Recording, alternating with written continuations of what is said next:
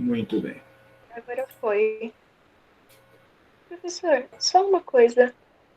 É, se no final da aula o professor pudesse falar um pouquinho sobre, tirar umas dúvidas sobre o projeto integrador.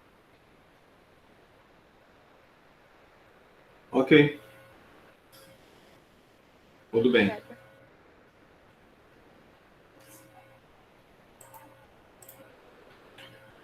Muito bem, gente. Quinolonas é um outro grupo de antibióticos bastante utilizado no nosso dia a dia. As quinolonas, elas começaram aí com o ácido nalidixo, especialmente para infecções urinárias. E ela foi usada por alguns anos, aí depois ficou meio estacionada, pararam de utilizar, e depois, um certo período, voltou umas novas classes, melhorando, né, as características, e hoje a gente tem aí as quinolonas sendo bastante utilizadas. Mas ela começou especialmente para as vias urinárias baixas. Ela não atinge o nível sérico adequado para outros tecidos, por isso que era de uso exclusivo das vias urinárias. Pegava bem gram negativo. Posteriormente, e só para a gente ter uma noção, né, essa era a primeira geração, né? Tudo começou com esse ácido, e depois veio o norfloxacino. O norfloxacino já começou a melhorar um pouco, né? Mas ainda utilizado apenas para infecções urinárias. Então, o norfloxacino veio com algumas diferenças, a gente vai ver, né? Principalmente a introdução de um flúor, mas ele continua sendo para vias urinárias, o norfloxacino, o lomefloxacino, mas o que ganhou mesmo o comércio aí foi o norfloxacino. E depois começou a aparecer modificações, né? E aonde as quinolonas elas deixam de ser exclusivo para as vias urinárias e ganham a via sistêmica.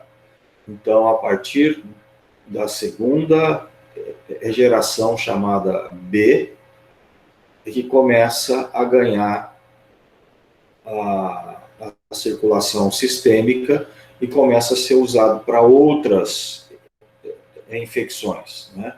O carro-chefe desse grupo é o ciprofloxacino, bastante utilizado. Então, a segunda o fluoxacino, né? A diferença é que ganha um flúor, mas ainda continua vias urinárias. Depois ganha a circulação sistêmica, o ciprofloxacino, e aí surge a terceira geração com modificação em meia-vida, tal, né? Mas elas são muito específicas, ou mais específicas, para vias respiratórias. São conhecidas também como as quinolonas respiratórias. O levofloxacino, o moxifloxacino, bastante utilizado. E depois a de quarta geração, que está sendo bastante utilizado aí, que vem para pegar aí as resistências, né, pegar o que os outros não pegaram. como que esses fármacos eles agem, né? Os filamentos e DNA, a bactérias, são filamentos individuais, né, de dupla hélice e devem ser separados para permitir a replicação ou a transcrição de DNA. A replicação insere uma superespiral positiva. Separação dos filamentos, superenrolamento ou superespiral positiva, excessiva de DNA em frente ao ponto de separação. O que isso quer dizer? Quer dizer que os filamentos, isso vocês devem ter visto em micro e DNA, são filamentos alongados, né? E eles se enrolam entre si, né, formando aquela dupla hélice. Só que esse filamento e DNA, ele precisa ser organizado dentro da bactéria. Porque se ele ficar desorganizado, ele acaba ocupando um espaço dentro da bactéria muito maior do que realmente ele pode ocupar. E essa organização, tá, desses filamentos é feito através de enzimas. Enzimas chamadas de DNA girase. Tá? A DNA girase, ela combate a formação desses obstáculos mecânicos, né, rompendo ambas as fitas DNA, introduzindo superespirais negativas do DNA, que permite a transcrição ou a replicação. Então, aqui está falando que a DNA, a girase, ela é que vai organizar esses filamentos e DNA dentro da bactéria. E de acordo com a bactéria, se gram positiva ou gram negativa, essa enzima tem um nome, né?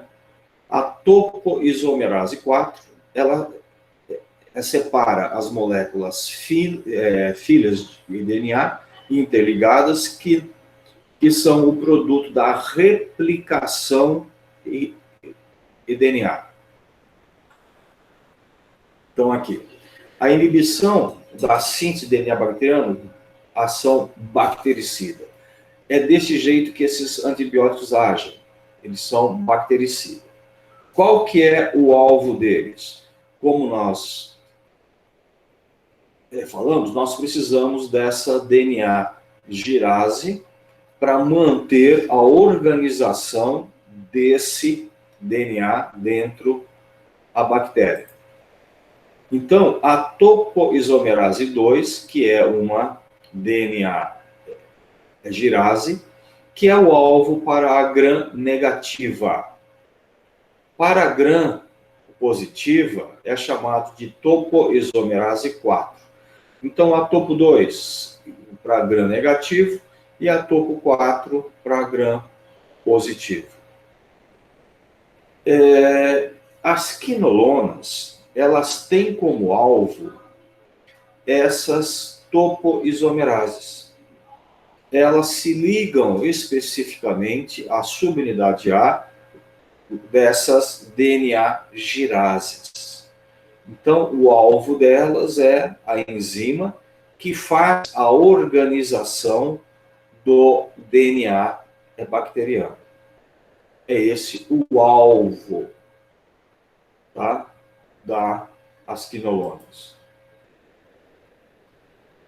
Então, aqui, o cromossomo bacteriano é formado por uma única e longa molécula de DNA, encontra-se dobrada, tá, entre si, mesmo e super enrolada em espirais bem apertados. Então, quem é que faz essa organização, essa dobradura, esses espirais apertados? São as topoisomerases.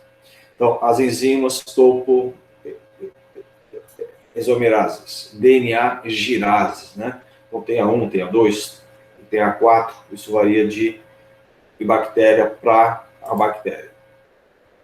Então, esses fármacos inibem rapidamente a síntese de DNA bacteriano, inibem as duas topoisomerases, a DNA gerase, que é a topoisomerase 2, para negativo, ou a topoisomerase 4, que é para gram positivo. Quando esses fármacos inibem essas enzimas, tá, que vai ter ação bactericida, o DNA ele tem relaxado as suas espirais e passa a ocupar um espaço maior que o contido nos limites do corpo bacteriano. Então, você veja bem, nós falamos que essas enzimas é que fazem a organização desses filamentos e DNA. É porque se esses filamentos não forem organizados, eles acabam ocupando um espaço muito maior dentro da bactéria. E muitas vezes ele não consegue ficar contido dentro da bactéria e acaba perfurando a parede bacteriana. Então, é isso que vai acontecer.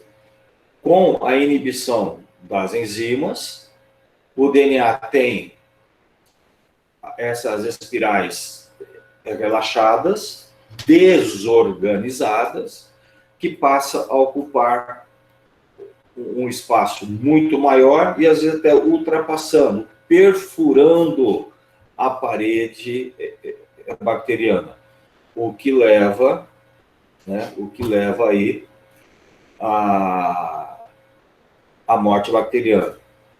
E as extremidades livres, o DNA, induzem a síntese descontrolada de RNA mensageiro e proteínas. Então, quando esse DNA perde a sua organização, as extremidades soltas, livres, vão induzir aí as sínteses descontroladas de RNA mensageiro e proteínas. Então, é mais ou menos isso, né? Os filamentos são organizados, né? A DNA girase é que faz essa organização, e aí quando você usa a quinolona, inibindo essa enzima, veja que esse filamento ele começa a perder a sua organização, ele fica desorganizado. Aqui a mesma coisa, né? A organização, as enzimas organizando, e quando elas são inibidas, aí você perde a organização.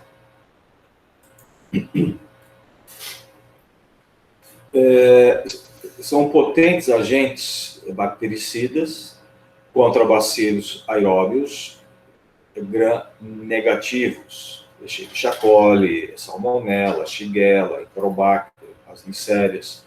Então, pegam bastante aí as bactérias e bacilos gram-negativos.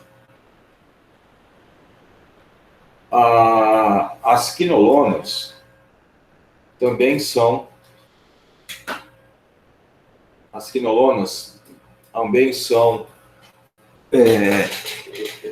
passíveis, né, de resistência bacteriana. E com isso, então, surge aí alguns mecanismos, né, de resistência. A mutação cromossômica, nos genes da enzima alvo, então há uma a mutação, o que vai modificar a enzima-alvo, e aí você acaba, então, o antibiótico não reconhecendo o seu ponto de ligação. Também ocorre alteração da permeabilidade à membrana celular, né, porque a bactéria ela reconhece que aquele antibiótico, para chegar até a enzima-alvo, o antibiótico precisa atravessar a parede, atravessar a membrana e chegar no interior da bactéria. Então, ela se previne alterando a permeabilidade à membrana celular. E, através também da ação das quinolonas, tem também o mecanismo de efluxo, que é aquele mecanismo que a gente já falou, né? O antibiótico entra e a bactéria ela cria canais de expulsão, expulsa o antibiótico. Muito bem.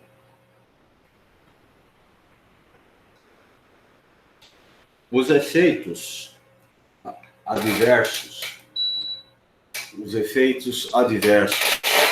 relacionados ao uso de quinolonas, de 3 a 17% se relaciona mais ao TGI, como náusea, vômitos e desconforto abdominal. Tá? Tirar esse ar assim.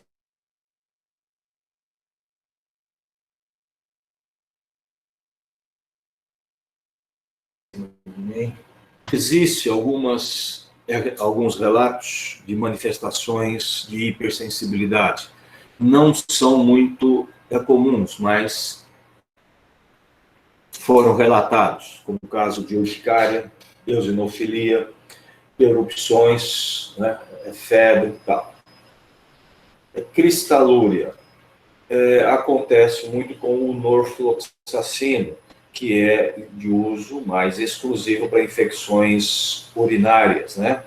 Então, ele passa muito pelos rins, filtrado, e uma tendência a formar cristais. A nível de sistema nervoso central, existe relatos de sonolência, cefaleia, né, cefaleia, insônia, tonteiras, fadiga, depressão e, por vezes, até convulsão. Esses achados a nível central também se devem principalmente pela inibição ou pela ação, né, sobre o sistema GABA. Tá? Eu já comentei com vocês que alguns grupos de fármacos antibióticos têm ação sobre o sistema GABA.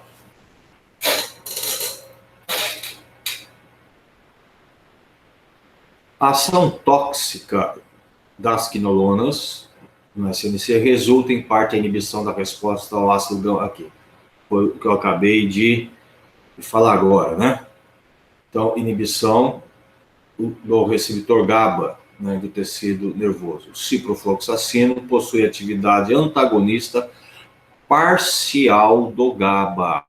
E a gente tem uma atividade antagonista do GABA, o ciprofloxacino. Aí que pode vir a provocar aquele estado de excitabilidade. Uma coisa que essa classe pode acontecer, pode provocar, é um risco potencial de causar lesões articulares e interferirem no crescimento ósseo. Não recomendado para crianças e adolescentes. Então, existe relatos, tá, de que esses fármacos podem causar lesões articulares, interferindo no crescimento ósseo. Então, por isso que não é recomendado para criança e adolescentes. Uma outra coisa que se observa, e até com mais frequência, quando se usa essa classe, são as tendinites e rupturas de tendões, tá? Especialmente o tendão de Aquiles, mesmo em terapia de curta duração. Veja, tá? O que é interessante. Mesmo em terapia de curta duração, você pode ter tendinites e até ruptura parcial, né, de tendões, tá? Dor, dificuldade em imobilizar o local, provocado por uma isquemia em um local com vascularização deficiente. É o seguinte, os tendões são áreas de muito pouco vascularização, né? A irrigação é muito fraca a nível de tendões. E aí, esses fármacos, eles provocam uma certa irritação a nível de endotélio, dificultando a irrigação em algumas áreas. Como os tendões já são pouco vascularizados, e aí você acaba tendo uma diminuição dessa circulação, levando a pontos de isquemia em alguns pontos dos tendões. E essa isquemia é que leva à tendinite e até à ruptura. O norfloxacino e o ciprofloxacino interferem no metabolismo da teofilina, náusea, vômito, taquicardia, agitação e convulsão. A varfarina pode dar hemorragia. Então, vejo que algumas interferências aqui a nível de metabolismo, né, de alguns fármacos, inibindo principalmente, aumentando a ação, aumentando a concentração plasmática desses fármacos, aumentando a sua atividade, provocando efeitos tóxicos. A taquicardia, agitação, convulsão, né, porque a teofilina é uma estimulante, e a varfarina, que é um anticoagulante, pode gerar hemorragias. Alguma dúvida aqui, gente? Tudo bem? Me parece que o mecanismo de ação dessas aí é um pouco mais elaborado do que as outras classes de antibióticos que só passou nas outras. Pelo menos eu achei. Esse lance de desorganizar. Eu não estou conseguindo te ouvir com clareza. Eu não sei se é o microfone. Pode repetir, por favor? Está ouvindo agora? Sim. Eu achei essa classe um pouco mais elaborada no mecanismo de ação comparado com os outros. Não difícil, mas eu achei mais... parece que tem mais detalhezinho do que as outras classes de antibiótico que o senhor deu. Não sei se isso vai vir me atrapalhar aí no futuro para estudar, mas eu achei que tem mais detalhe do que as outras. Não sei se é alguma coisa a ver com a estrutura dela ou com esse lance dela desorganizar a estrutura do DNA, mas eu achei ela um pouquinho mais complicada. Não é complicado. Se você analisar, é até mais simples, porque ela tem um alvo fixo, né? Porque as quinolonas é quimioterápicos, então ela já foi desenvolvida, né, já para buscar esse alvo fixo, que são as enzimas, né? Então ela age tanto na enzima organizadora de DNA, tanto para gram negativa quanto para gram positiva, que são a que a gente chama de DNA girase. As DNA girase, na gram negativa, a gente chama de topoisomerase 2. E a DNA é girase para gram positiva, a gente chama de topoisomerase 4. Mas é tudo é a mesma, né? São nomes diferentes para o mesmo mecanismo. Isso, exatamente. Ah, tá bom. Exatamente. Vou botar numa tabela aqui, então, para não errar. O que muda é só o nome, entendeu? Mas a enzima, a função dela é a mesma, tanto para gram negativa quanto para gram positiva, que é a organização do DNA. Tudo bem. Obrigado, professor.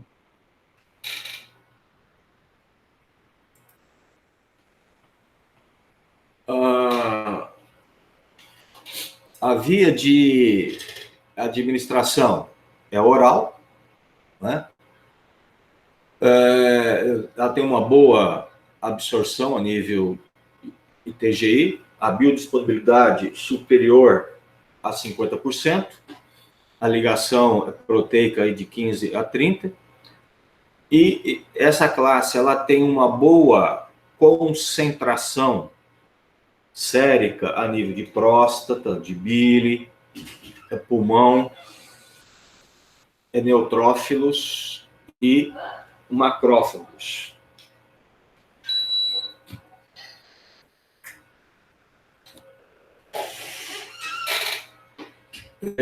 E a eliminação vai depender muito da quinolona, mas que geralmente é vias renais, né? Que é a eliminação desses fármacos. O norfloxacino e o ciprofloxacino, inibidores enzimáticos. Então, esses dois, tá? E principalmente o ciprofloxacino, que é bastante utilizado hoje, né? Então, a gente tem que tomar um certo cuidado com a ação da teofilina, né? Da varfarina, porque são inibidores enzimáticos. Aí aumenta a oferta, aumenta a concentração sérica desses fármacos. Então, esses fármacos foram utilizados principalmente, né, para infecções do trato urinário, né? A fluoroquinolonas mais eficazes do que a combinação com sulfa, metaxazol e trimetoprim. Lembra que a gente usava muito para as infecções urinárias, né? As sulfas, né? E aí com a vinda das quinolonas, se passou a utilizar bastante as quinolonas, né? O norfloxacino foi um fármaco aí que usado por muitos anos, né?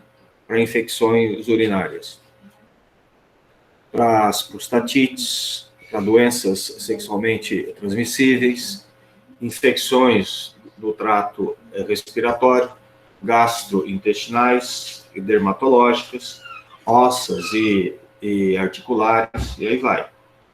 O uso profilático de quinolonicos em pacientes imunocomprometidos tem sido desaconselhado, porque altera o espectro da infecção, propiciando o crescimento de Staphylococcus epidermidis ou Streptococcus alfa hemolíticos resistentes.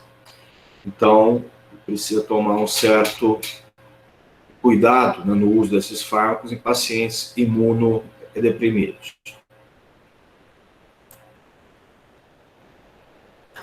Contraindicações em crianças, mulheres grávidas e durante a amamentação.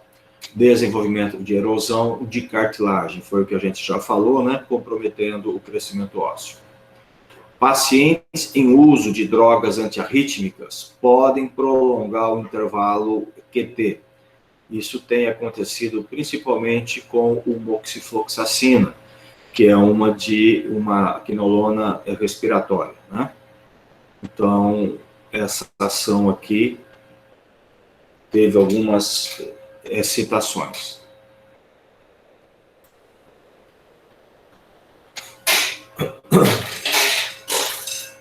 A acidificação da urina potencializa a ação antibacteriana, redução da velocidade de excreção urinária aumenta o risco de cristalúria.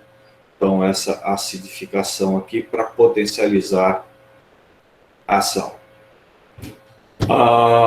Novas quinolonas, concentração aumenta, tem aqui, aumenta a concentração de teofilina, a gente já falou isso, né? Que são inibidoras enzimáticas.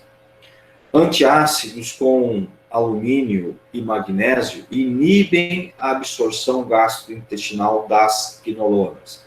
Então, tem que tomar muito cuidado quem está fazendo uso de quinolonas, às vezes pode ter um pouquinho de acidez gástrico, e aí vai lá e faz uso desses antiácidos mais comuns, na base de alumínio e de magnésio, e aí você tem o comprometimento na absorção, tá? Esses antiácidos inibem a absorção. As quinolonas mais os fines potencializa seu efeito estimulante central. Isso aí você pode ter convulsões. A quinolona, pelo que nós já falamos, né, inibidoras ou antagonista, né, do sistema GABA, né, e os fines por inibir as PG, você acaba tendo aí um efeito estimulante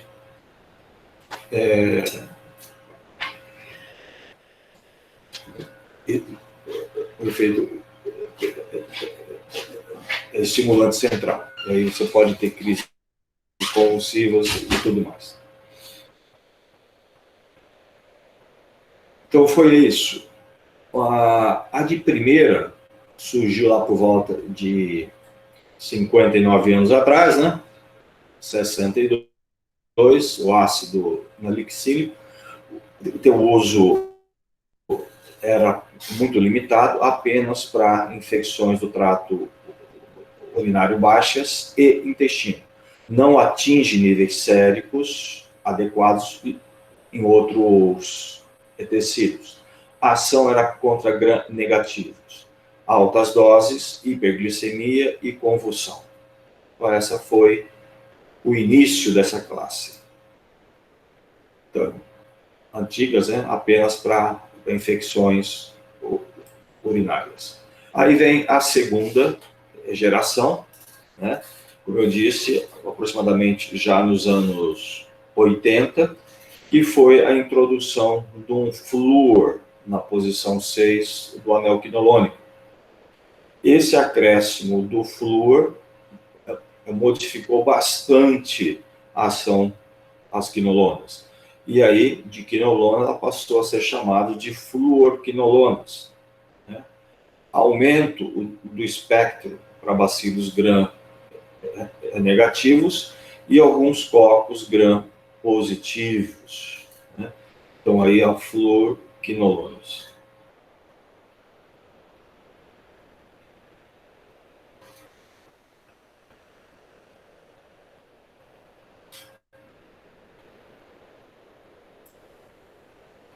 Então, a segunda geração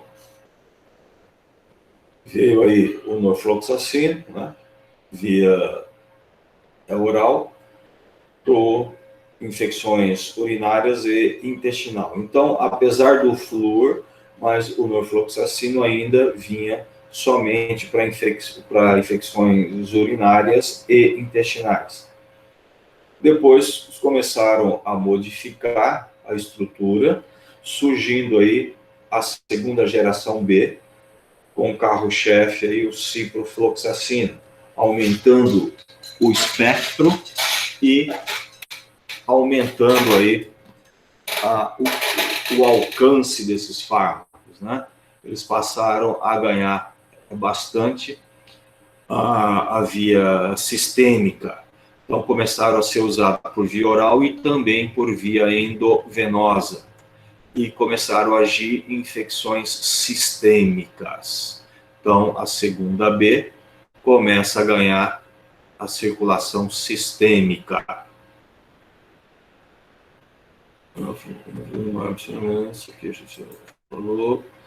Nenhuma é mais potente que a cipro para pseudomonas. Então, a cipro é muito boa para pseudomonas. Indicações ainda, né, para problemas renais, a prostatite, infecções genitais e por clamídia também pega.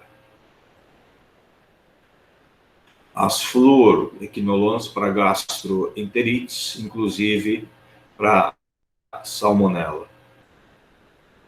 E aí eis que surge a terceira geração. O aumento do espectro de ação para bacilos gram-negativos e gram-positivos, conhecidas como as quinolonas respiratórias. O levofloxacin, o moxifloxacin e o gatfloxacin. 2 vezes mais potente do que o fluoxacino, que é de segunda geração. Então, são fármacos mais potentes, né? E começam a pegar concentrações muito boas a nível de pulmão. Então, para pneumonias, excelente opção. E a de quarta, aumento do espectro para bacilos gram-negativo e gram-positivo, bactérias anaeróbias, né? Isso que não há no Brasil, isso aqui acho que não está atualizado, tá, gente? Porque a gente já começou, parece, a ter alguma delas aqui. Depois vocês dão uma pesquisada. Por favor, que eu esqueci de atualizar esse dado aqui, tá? Então, a última informação que eu tive, não tinha, mas parece que já tem sim, tá? Para a fluoxacina, parece que já está vindo. E aí,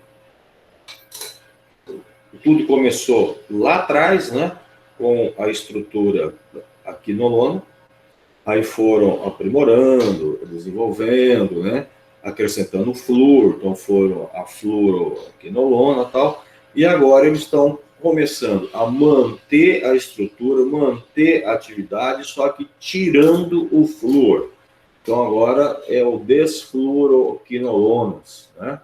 Um novo grupo de quinolonas sem o átomo de flúor, a molécula, mas que apresentam espectro de ação e potência antimicrobiana das quinolonas fluoradas. Então, a garenoxacina é uma desfluoroquinolona. Então, agora estão tirando esse flúor. Vamos ver até onde chega isso daí. Alguma dúvida, gente, aí? As quinolonas.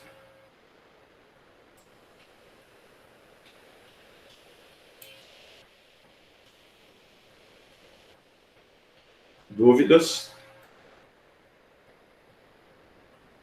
Tudo bem?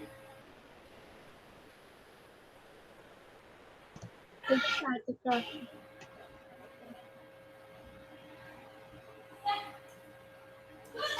Vocês voltaram para a cama, né? Não, estou aqui ainda assim, professor. Pode ficar sossegado aí, que eu estou prestando atenção na aula, assim. Também. Tá bom, então. Vamos lá. E aí, gente, uma outra classe, os macrolídeos, né?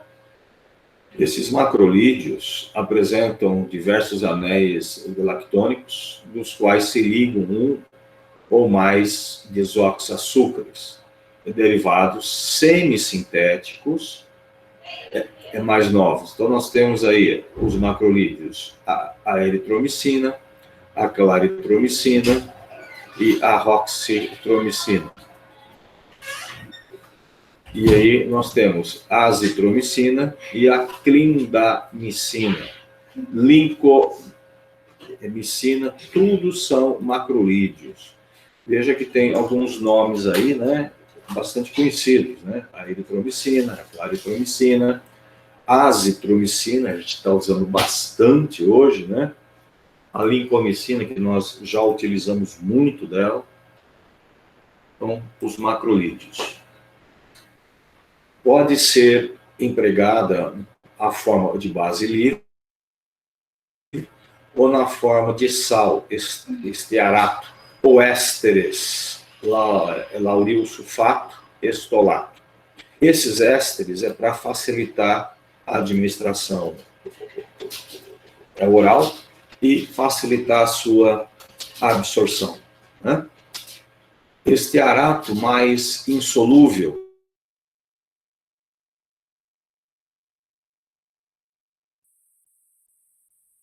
Acho que travou aí, hein, professor? Insolúvel e aí travou. Não entendi.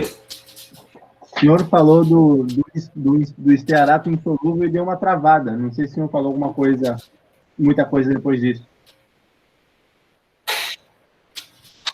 Não. Estearato mais insolúvel, quando comparado com outros, com os outros ésteres. E ele é mais utilizado, então, na fabricação de comprimidos, tá? E algumas suspensões. Somente para via oral, né? Porque você não pode dar um estearato, uma forma insolúvel para administração intravascular, por exemplo, né? Então, a eritromicina é usado mais a forma estearato. A eritromicina base, absorvida pelo TGI a nível de duodeno e jejum, porém inativado pelo suco gástrico ácido. Então, veja aí, alimentos diminui sua absorção. É por isso que a eritromicina base, você não pode fazer uso oral, você tem que associá-la a uma forma de ésteres, né? Para que ela consiga atravessar o suco gástrico. Podem ser administrados em cápsulas entéricas, né? Onde você protege do suco gástrico, aumentando a sua biodisponibilidade. Ésteres de eritrobase, como estearato, estolato, são prodrogas, né? Ilozone, Eritrex, são exemplos comerciais desse tipo de eritromicina. Estabilidade da droga em meio ácido e melhor absorção. Então, esses ésteres dão maior estabilidade à forma base, né, para ser administrada por via oral, né, não sofrendo ação do ácido. O estearato de eritromicina se dissocia a nível duodeno, liberando a eritromicina sob a forma de base. Então veja que esses ésteres é para facilitar a passagem pelo suco gástrico. Concentração máxima de 6 a 4 horas, de acordo com o sal e dose empregada. Melhor sabor, propionato, estolato e estearato, né? Que dá um paladar melhor para você fazer a absorção oral. Todos os tecidos corporais, fluidos prostáticos, ouvido médio, exceto cérebro e líquido cefalo-raquidiano, não chega adequadamente.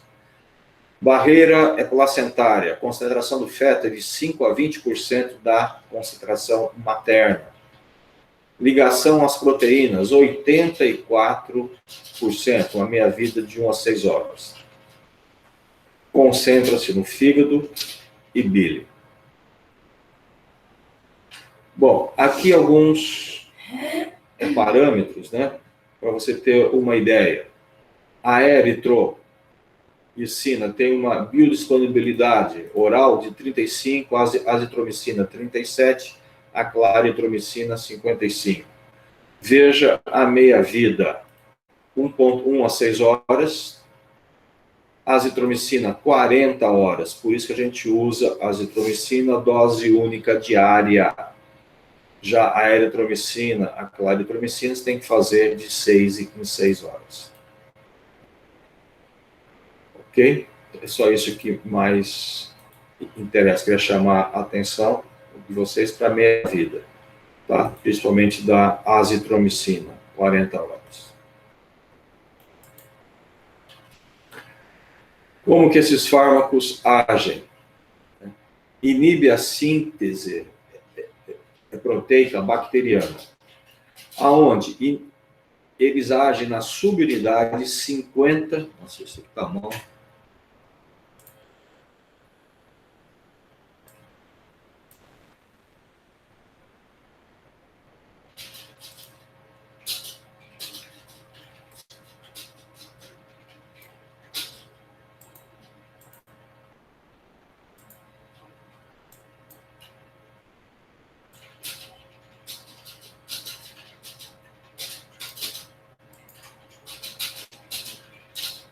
Só para ficar melhor aqui. Eles agem a nível da subunidade 50, o ribossomo. Veja que os amino agem a nível de 33, né? Ou 35. Os macrolídeos agem a nível de 50, impedindo o crescimento da cadeia peptídica em micro-organismos sensíveis. Então, inibem a etapa da translocação.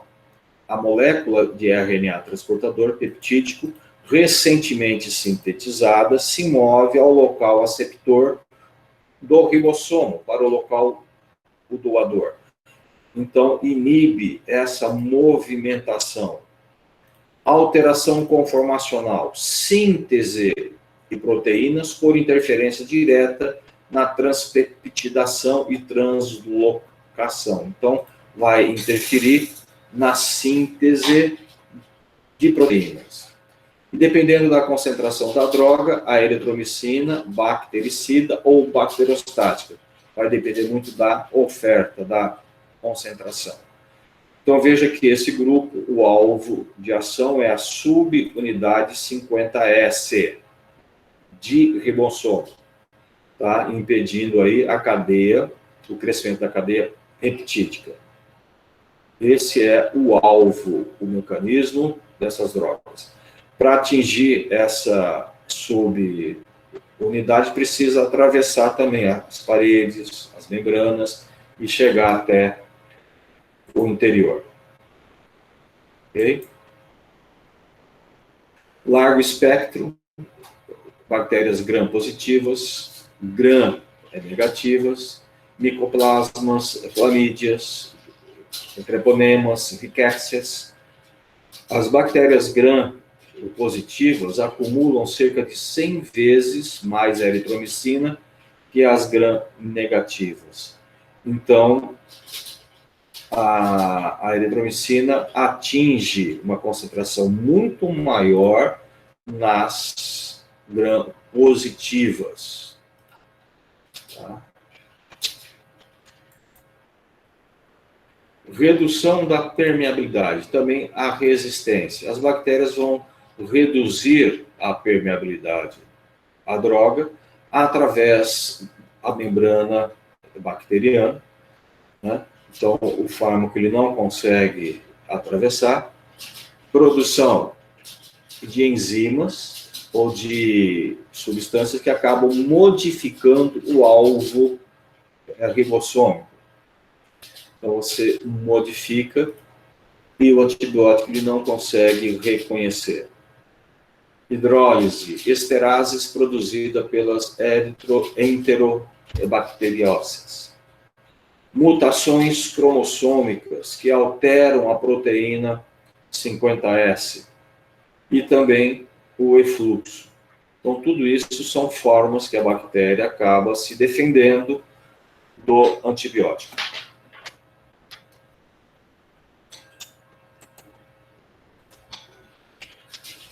Essa classe também pode ser considerada como inibidores enzimáticas. Acaba aí interferindo, né, na metabolização de outros fármacos. Veja aí, mais uma vez, a teofilina, a quinidina, a varfarina, sendo influenciada por esses antibióticos, inibindo, né, a metabolização deles, o que exige uma redução de dose. Tá? Inibidor enzimático potencializado, carbamazepina, ciclosporina, digoxina, corticosteroide, teofilina, triazolam, valproato e a varfarina. Então, ação inibidora. Aumenta a concentração sérica dos contraceptivos orais, promovendo principalmente icterícia e prurido. Então, aumenta a oferta de hormônios, né? Possui efeito antagônico aos beta-lactâmicos, bactericida, por serem bacterostáticos inibidores de síntese proteica. Então, possui efeito antagônico, tá?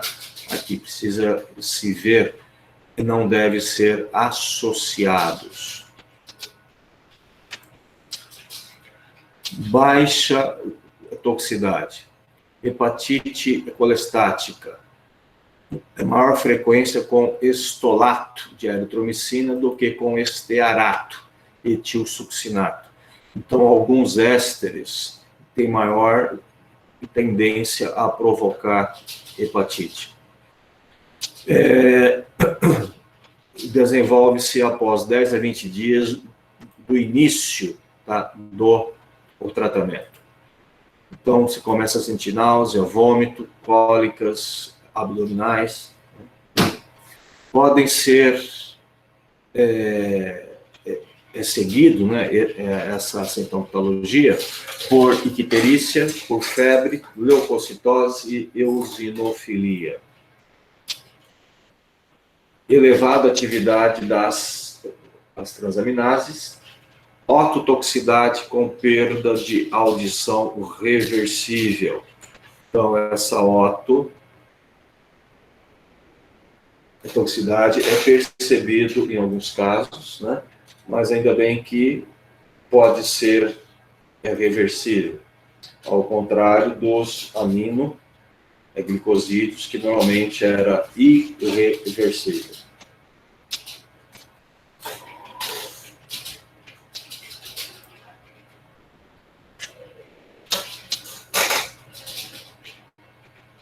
Estolato e estearato, aplicada em adultos de 250 a 500 miligramas, de 6 em 6 horas, ou 500 de 12 em 12. Evitar alimentos imediatamente antes ou após a administração. Então, veja, quando se usa estolato e a forma estearato, essa recomendação. Quando se usa o etilsuccinato, aplicado em adultos na dose de 400 a 800 a cada 6 horas, ou 600 a cada 8 horas, ou ainda 800 de 12 em 12 horas. Não tem preocupação com alimentos. Então, o etilsuccinato não tem preocupação com alimentos, só que você vai precisar de uma dose maior, porque o aproveitamento é menor. Estolato parece ter maior biodisponibilidade para a criança. Então, os pediatras dão a preferência, né, para a forma estolato.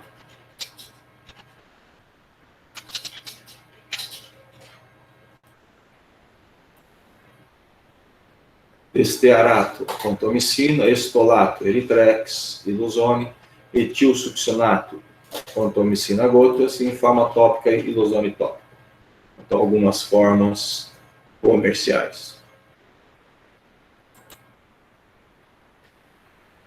As azitromicina, ela difere da eritromicina pela presença de um átomo de nitrogênio no anel lactônico. Ampliação do espectro da azitromicina. Então, esse nitrogênio aumenta o espectro dela. Maior penetração em tecidos.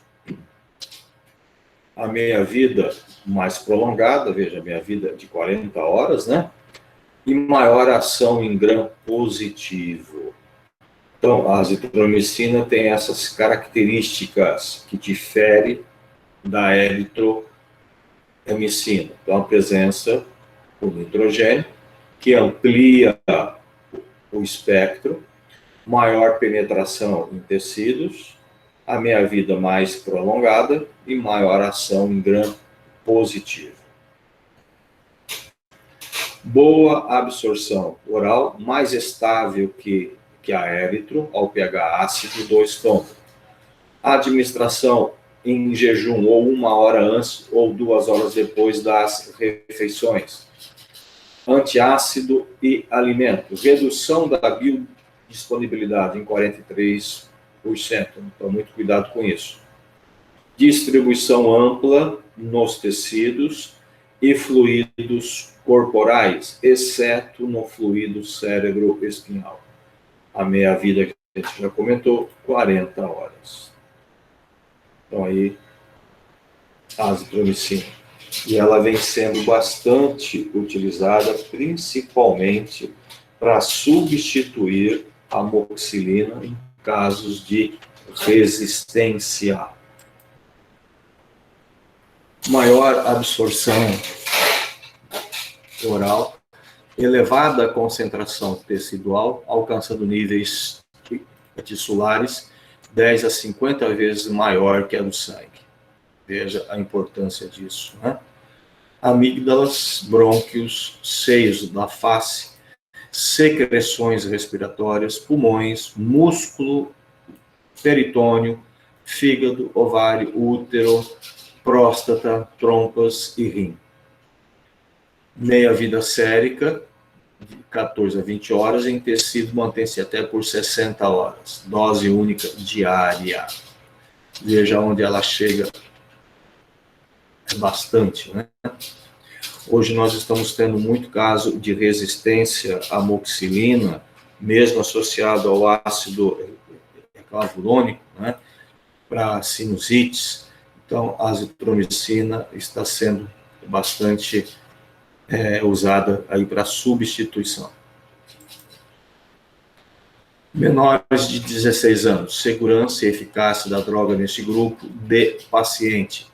Então, por isso que é contraindicado, porque não tem uma segurança, não tem trabalhos ainda que apontam essa segurança. Toxicidade mais comum a nível de TGI inclui principalmente diarreias, náuseas e vômitos. Muitos pacientes falam que tem muita diarreia, apesar da incidência ser baixa. Testes de funções hepáticas podem apresentar discreta elevações. Tonteira, cefaleia, cansaço e raramente erupções cutâneas, com o uso da azitromicina.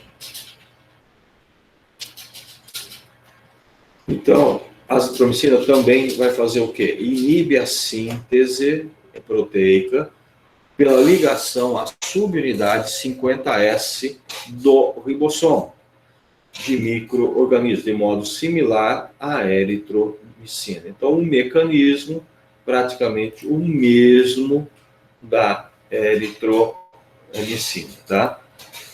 Ele vai lá e se liga à porção 50S. Largo espectro, menos ativo que a eritromicina contra Staphylococcus e Streptococcus. Recomendada para maiores de 16 anos, não sendo estabelecida ainda sua segurança em crianças. A gente já comentou isso.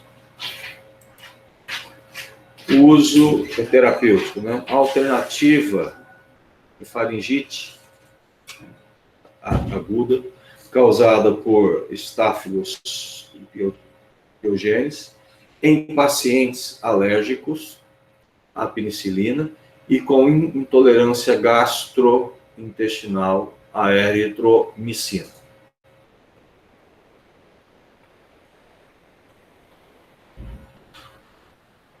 Nas infecções não complicadas de pele e de tecidos moles causadas por estáfilos, tanto o Pyogenes quanto aureus, e a galacte, celulites, furunculose e etc.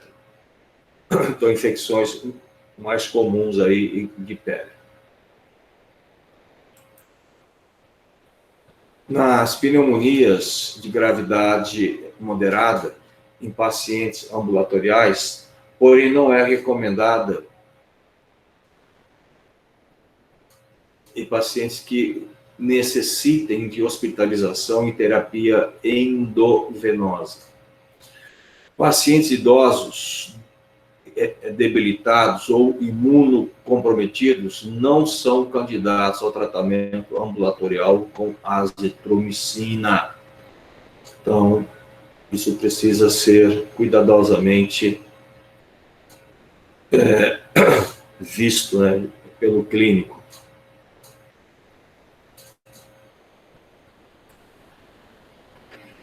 Interage de forma importante com a terfenadina e com astemizol. São drogas antialérgicas, tá? São drogas antialérgicas.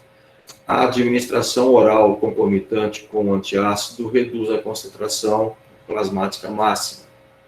Então, a gente já comentou isso, o antiácido reduz a ação. O uso durante a gravidez em mulheres lactentes não foi investigado. Então, a gente não sabe o que pode acontecer nessa fase.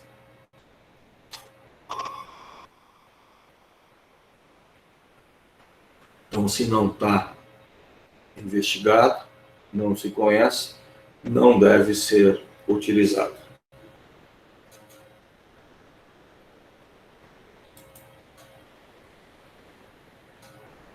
Os efeitos colaterais mais comuns ocorrem a nível de trato gástrico, a gente já falou disso, náusea, vômito, dor, desconforto, né? Cefaleia branda, tontura, reações alérgicas são pouco frequentes, consistem em erupções cutâneas tipo exantema. Perda auditiva também reversível, tá? É uma coisa que não está aqui, que a gente já falou lá atrás e acontece muito, é diarreia, tá? Acontece bastante em alguns casos de diarreia.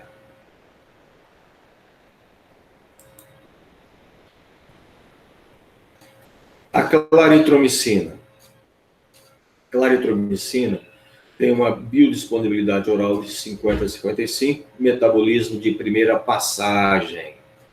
Ingestão de alimentos não reduz a biodisponibilidade. Pico de concentração em 2 horas. Distribuição ampla em tecidos como pulmão, rim, amígdalas, fígado, mucosa, nasal, tal. Ligação proteica de 40% a 70%. Uma meia-vida de 3 a 7 horas. Claritromicina é bastante utilizada para tratar infecções pulmonares e também H. pylori, né? A gente usa ela, a claritromicina. Espectro de ação, largo espectro, em bactérias gram-positivas, gram-negativas, micoplasma, clamídias, treponemas e rickettsias. Interação, teofilina, carbamazepina e terfenadina. Veja, a teofilina está em todas. A toxicidade mais comum ocorre a nível IgE, diarreia, náuseas, tá? E tem um sabor desagradável, a claritromicina. E aí, é isso, a gente tem que falar dessas classes todas aí de antibióticos.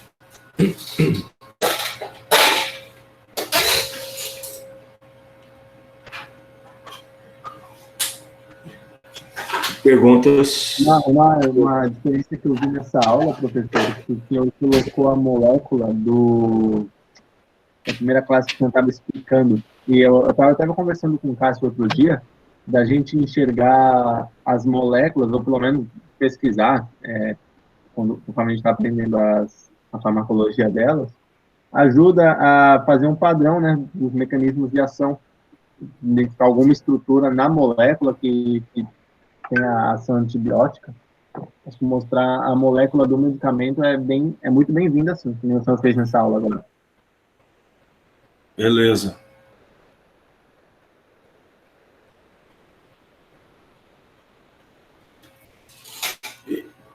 Eu não entendi no começo, Arthur. Eu apresentei a molécula, é isso? Deixa eu ver se eu consigo se o slide dessa aula já está disponível, eu mostro para o senhor qual foi o quinolonas aqui. A quinolona? Se eu mostrar a molécula desenhada, a gente começa a explorar os grupos e ver qual deles que atua, né, que tem ação farmacológica. Estou esperando que eu abrir aqui. Não sei por que não abriu. Também, sim. Isso daí, professor. Molécula, por exemplo, a gente sabe que é essa molécula, depois a gente, por conta própria, estuda e vê qual o grupo dessa molécula, pode ser essa dupla O, altamente reativa também, ou então o grupo carboxílico ali. Eu acho interessante a gente ter, assim, a molécula que já economiza tempo para a gente pesquisar depois. Beleza.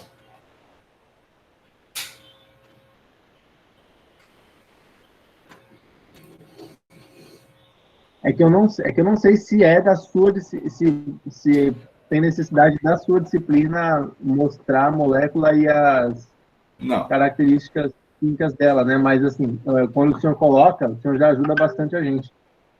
Beleza. Vou prestar atenção nisso. É que pra gente não, né? Mas pro Calixto. Sim, isso daí é mais alçada do Calixto mesmo. Uhum. Beleza. Gente, alguém quer perguntar mais alguma coisa?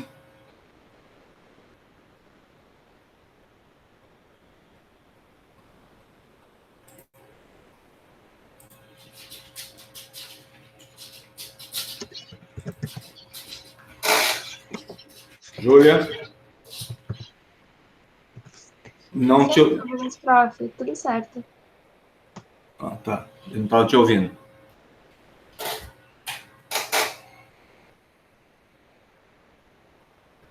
Muito bem, gente. Não vou fazer chamada, tá? Vou pôr a presença coletiva. Fiz uma cirurgia na boca quinta-feira passada e falando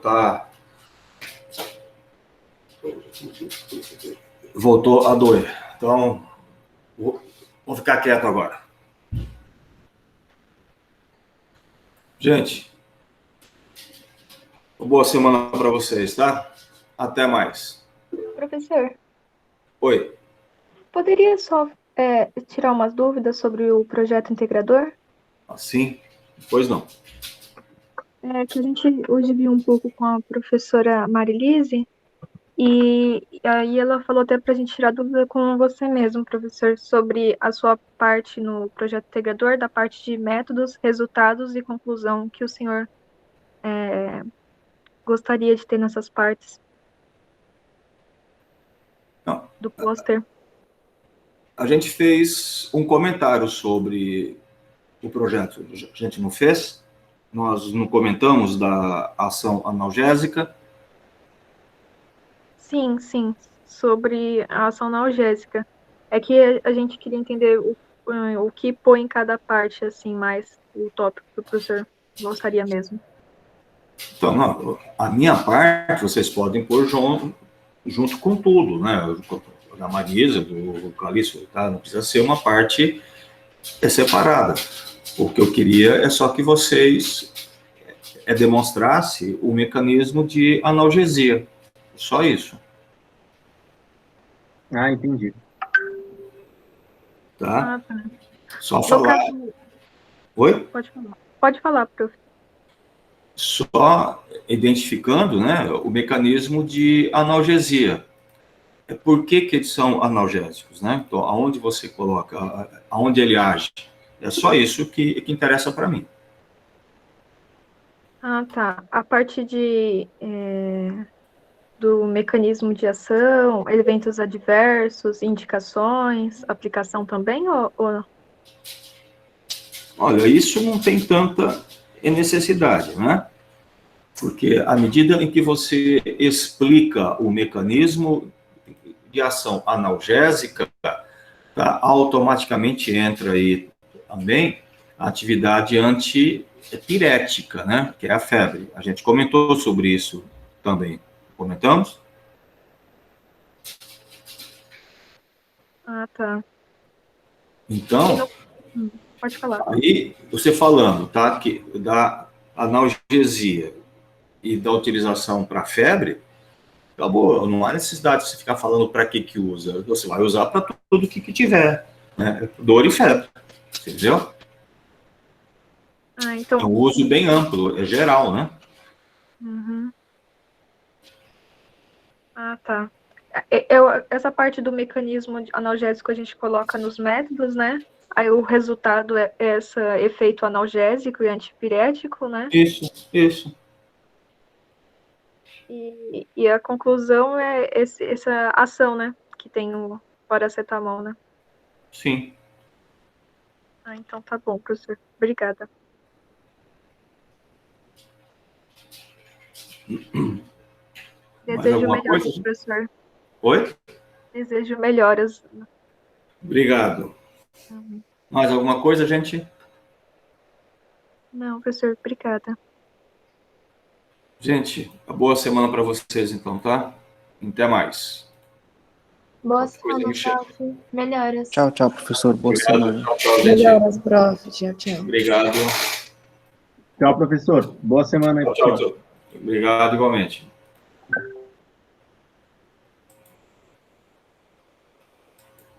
Tchau.